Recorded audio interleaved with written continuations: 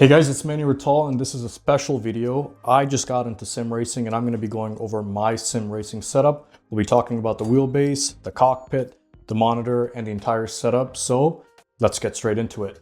So first and foremost, this is the MOZA R5 racing setup. So this is a direct drive system. For an entry level, this is probably the cheapest 5 Newton meter direct drive system you can get other than Fanatec. And it is awesome. And I've been having an absolute blast using it. I've had this for about 2.5 weeks and I've been putting in at least 3 hours a day sim racing. And mind you, I went from a controller straight into this and I feel like I've been spoiled because I've jumped the gear driven and the belt driven wheels. And I don't think I can ever use those, unfortunately.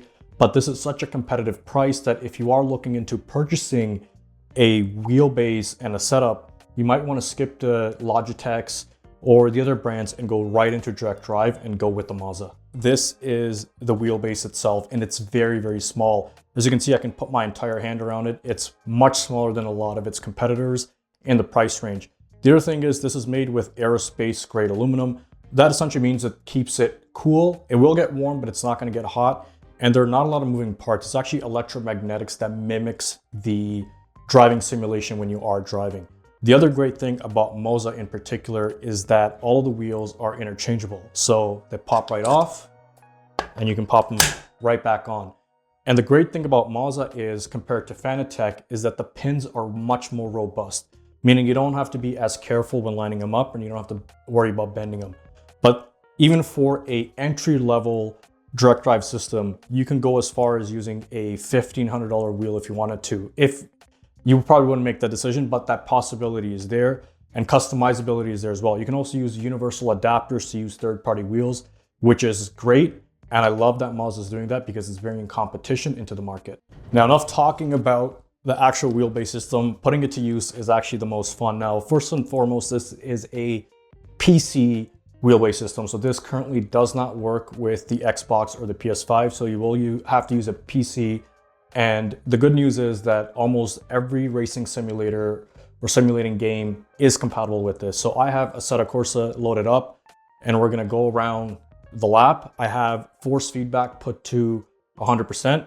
And I gotta say that initially it does take a little bit of time getting used to, because like I said, I'm going from a controller where there's no force feedback to a direct drive system where I want to say even the bumps on the road are quite accurate and the steering wheel will shake like this if you're not holding on to it. So, but getting used to it, if you haven't, like I'm not really paying attention here, but getting used to a wheel for the first time, it will take you a couple of hours. But the great thing about this is the wheel itself is very satisfying to use. The gear shifters are not clunky. They click and go back into place like they're supposed to.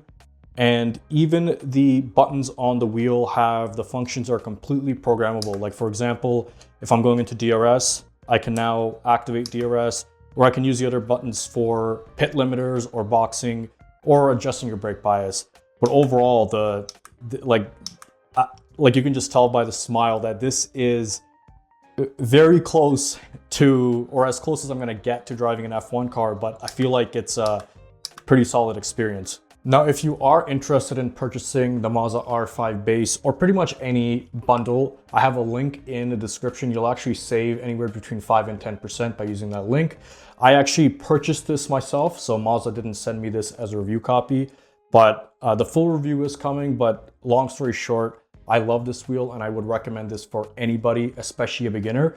Like I said, the direct drive wheelbase system at the entry-level price is a steal in itself.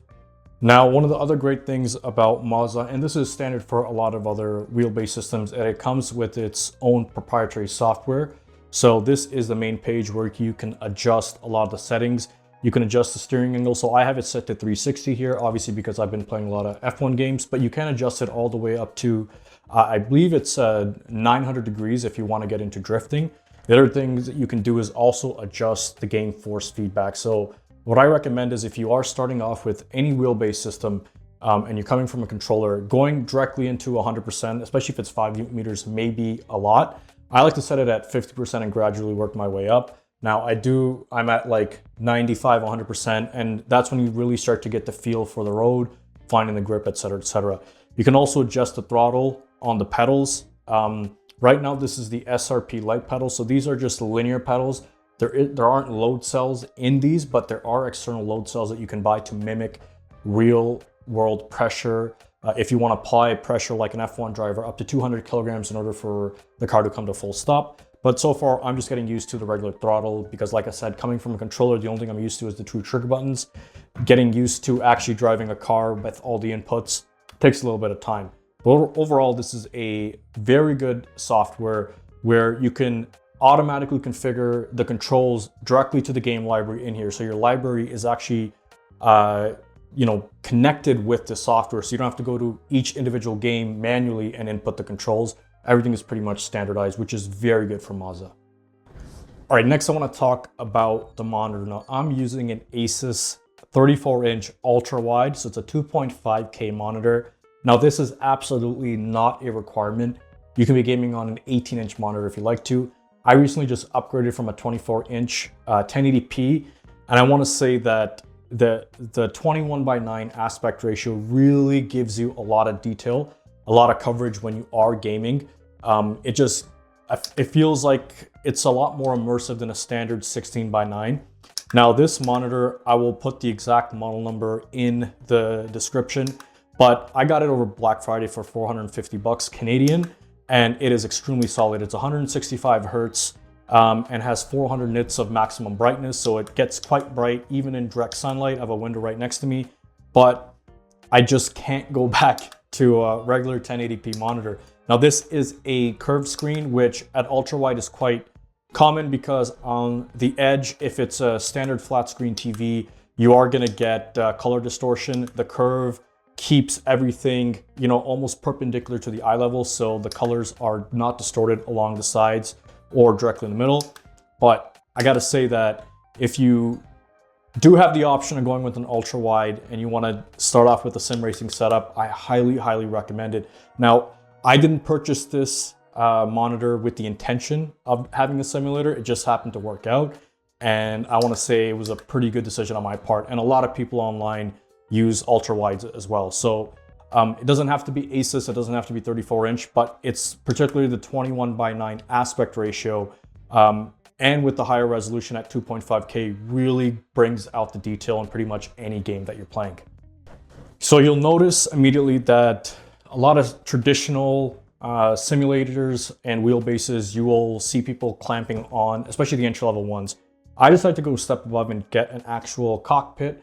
This is a semi-cockpit, meaning my actual chair is not actually connected to it. It's just simply the pedals and the wheelbase itself. Now this I picked up off of Amazon for $150. I'll put the link in the description. It is solid steel and it's very sturdy. And the great thing about this particular model is it has universal screw holes that will attach to a lot of different wheelbases. Now the reason why I didn't go with the standard table clamps is because while 5 Newton meters may not be a lot, you saw how violently this shakes. This is a standard IKEA tabletop that's really not held together with a lot of force. I would be rattling everything, including my monitor, and it wouldn't be a fun time at all. The other great thing about this particular cockpit is that there is a side stand here that you can use to add additional accessories. This would be either a gearbox system or a handbrake system if you want to go into rally racing or anything else like that. The other good thing about this cockpit in particular is that it is foldable, so you can collapse it, move it away, and reopen it and configure it wherever you like, or simply you can just drag it out and pop it away because it is pretty light as is. This is I would say if you're purchasing any wheelbase system, getting a cockpit instead of relying on the table clamps is going to save you a lot of headache and it'll be a lot more comfortable of a drive. Now, to the other point, having the wheel pedals and the brakes fixed to the cockpit prevent them from sliding around. So if you have hardwood at home or tiles and you just set the pedals and you don't have anything to really add resistance to it, you're going to be sliding around when you're applying brake pressure especially. So the cockpit makes sure that everything stays intact. And like I said, this was purchased off Amazon. Some of them are very expensive. They can go up to 350 bucks, 400 bucks. This was $150. It's well worth the purchase price. Now, when you're getting into sim racing, hardware is one component, but also having the software in the games is the other. Like I said, this is a PC-based system, so you want to download games that are compatible with the system, and I said a lot of them are. So if you're into F1, EA Sports F1 games work with this, or if you want to go into the simulation route, Automobilista or Assetto Corsa all work well. I've had amazing experiences with all the games. Some people might have controversial opinions saying certain games are more accurate than others, but if you're a beginner and someone who wants to get into sim racing, you simply just want to have fun and play the games. And I want to say all the games play very, very well with this system. Like I said, I've spent between 2 and 3 hours a day since purchasing this, just getting used to the shifting, the downshifting, the braking, and it's crazy how fast you become good at it. And having a proper wheel-based system and a wheel that gives you the feedback is a great starter, and it's a huge advantage. Now, I also have some tips as a beginner. When you are getting into sim racing or any sort of simulation environment, you want to start off easy because it will become very frustrating when you're not doing so well. And the unfortunate truth is that if you've never used a simulation device before, it does take a while to get used to, and it doesn't come natural. So the first 5 to 10 hours sometimes might be very frustrating, understanding when to shift up, when to shift down. So playing on tracks like Singapore or Marina Bay, as soon as you get this for the first time, is probably not a good idea. It's your choice. You can do whatever you like, but I'm telling you, it took me quite a while to get comfortable into understanding the basics before I could go into one of the harder tracks. But these are all just simply opinions. Some people are going to fare better than others at certain tracks and certain games. At the end of the day, like I said, the whole point of this is to immerse yourself and to have fun while using the simulation. And like I said, every time I use this device, there's a giant smile on my face because this is so much better than playing with a controller. Like, look at this. Like, the wheel is violently shaking. If you let go of the wheel in real life, the same thing's gonna happen. But that's essentially it. I did say that a full review on this wheelbase will be coming in the next few weeks. So stay in touch with that. But if you guys like my setup, if you have any questions, put them down in the comments. And if you like the video, don't forget to subscribe. But I'll see you guys the next time. I'm gonna finish this lap. Peace.